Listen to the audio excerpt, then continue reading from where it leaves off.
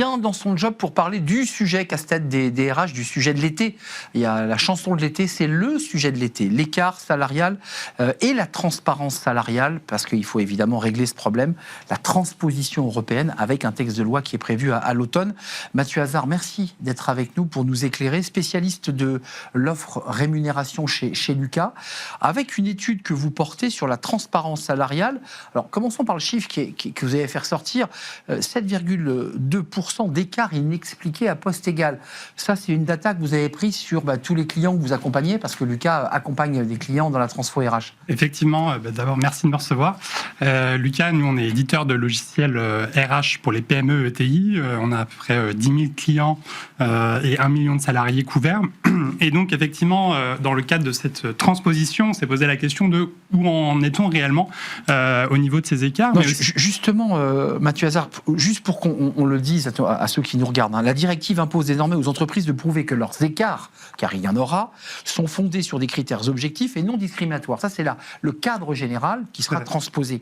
Sauf que dans votre étude, on était à 7,2 à salaire égal, enfin à poste égal. Poste égal. Mais là, quand on met dans le checker les hommes et les femmes, dans l'étude Lucas, alors là, on arrive sur des chiffres dingues, on est à 15,8 d'écart entre les femmes et les hommes. Effectivement, donc là, c'est vraiment si on mélange tout, tous les postes, tous les niveaux, toutes les localisations également. On regarde quand même équivalent temps plein et on tombe à 15,8. C'est assez cohérent finalement avec les chiffres de l'INSEE. Mais ce qui est vraiment intéressant et ce qu'introduit cette directive d'assez nouveau, c'est de vraiment regarder les catégories de postes comparables. La directive parle de travail de valeur égale. Et ça, c'est complètement différent de ce qu'on regardait avant, par exemple, dans l'index Pénico. L'index EGAPRO, on regardait plutôt des CSP, des tranches d'âge, donc des choses assez macro. Exact. Là, on regarde vraiment des choses très comparables. Et donc, nous, on s'est intéressé à regarder cet écart. Et là, on tombe sur un chiffre de 7,2%.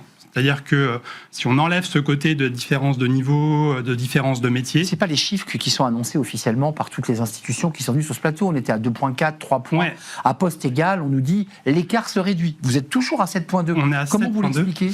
Alors, ce qui est intéressant, c'est qu'avec nos données auxquelles on a accès, on a pu comparer ce qui était prévu sur les contrats, ce que chacun signe au moment d'être recruté, etc., de ce qui est réellement versé en paie.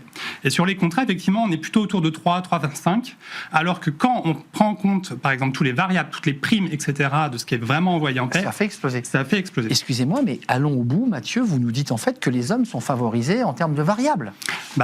Si j'en suis vos chiffres. Effectivement, alors c'est pas forcément injustifié. Par contre, c'est là que la directive portera son regard, parce que la directive prévoit vraiment prendre en compte l'ensemble des rémunérations, et c'est là où les entreprises devront être à même de justifier de manière objective, en s'appuyant sur les compétences, la performance, l'effort, etc., ces écarts, et notamment ces écarts s'ils sont supérieurs à 5%. Je précisais bien, effectivement, et qu'on puisse prouver que ce n'est pas discriminatoire. Exactement. Il y a des écarts, effectivement, justifiés. Un mot quand même, parce que la transparence salariale, quand on en parle aux DRH en off, qu'on déjeune avec elles ou avec eux, ils font tout de suite un peu grise-mine. Ils sont prêts ou pas, là, à répondre à cette transposition ? Parce qu'on a le sentiment, en ce moment, qu'ils sont en salle de machine et que ça mouline fort. Eh bien, ils ne sont pas vraiment prêts. Notre étude a montré aussi que, par exemple, un tiers des entreprises n'a même pas de référent désigné en interne pour mener le sujet. Beaucoup pensent que ça va être dans un an, etc. La réalité, c'est qu'a priori, dès janvier, dès l'été 2027, il faudra être à même de fournir ces éléments sur les données de 2026, donc celles de cette année. Et beaucoup d'entreprises, effectivement, c'est un gros effort parce que ça implique déjà de classifier ces collaborateurs pour les comparer entre eux et derrière de tracer les décisions, etc., notamment d'évaluation, etc., pour justifier. Mais ce qui est intéressant quand même, c'est là où ça fait un travail en amont très lourd pour les DRH. On découvre que 34%, ça c'est l'étude Lucas, n'ont pas accès à leurs propres données. Exactement, ça c'est un tiers des salariés n'ont même pas accès, alors que les données sont là, à leur propre fiche de rémunération. Donc on essaie vraiment de cacher un peu les éléments. Très souvent, c'est parce que on veut pas montrer que l'évolution est très faible d'année en année, etc. Mais ça montre qu'on part quand même d'assez loin pour beaucoup d'entreprises. 34%, pour qu'on soit précis, c'est des salariés qui n'ont même pas accès à leur bulletin de paie. Alors, ils ont accès à leur bulletin de paie, ça c'est légal. Ces entreprises, elles sont équipées de Lucas, donc elles ont toutes leurs données de rémunération, etc. Elles peuvent donner par exemple accès aux managers, à la rémunération, à l'évolution, mais elles ne donnent pas accès aux salariés eux-mêmes. C'est incroyable. Donc ça veut dire que là, c'est un travail que vous faites aussi, vous, pour doter les entreprises qui n'en ont pas de ces outils Effectivement, et c'est pas seulement de les doter de ces outils, mais aussi de les accompagner dans le changement, parce que souvent c'est un gros changement culturel en fait, où il faut aussi être à même d'expliquer sa politique salariale. Et c'est ça où tout porte les efforts, puisque rendre transparent, ça ne marche que si derrière on est capable d'expliquer comment ça fonctionne, pourquoi la situation est comme ça.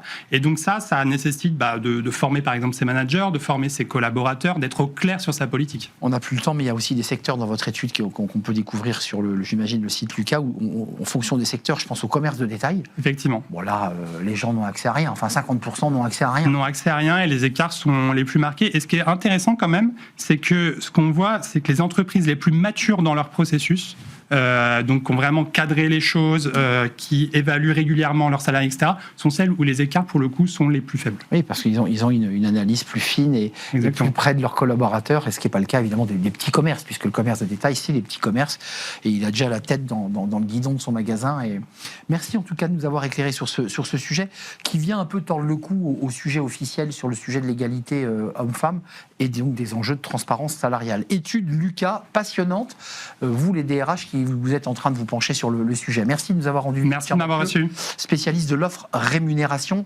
chez Lucas. On tourne une page, un grand entretien dans le cercle RH avec la DRH de Generali, cette compagnie d'assurance que vous connaissez bien. Elle va nous parler de ses engagements, de sa mission, peut-être même de ses combats et de l'accompagnement des collaborateurs avec l'arrivée évidemment de l'IA. On accueille Sylvie Peretti, membre du COMEX Generali France, en charge des relations humaines et de l'organisation. C'est son titre exact. Elle arrive.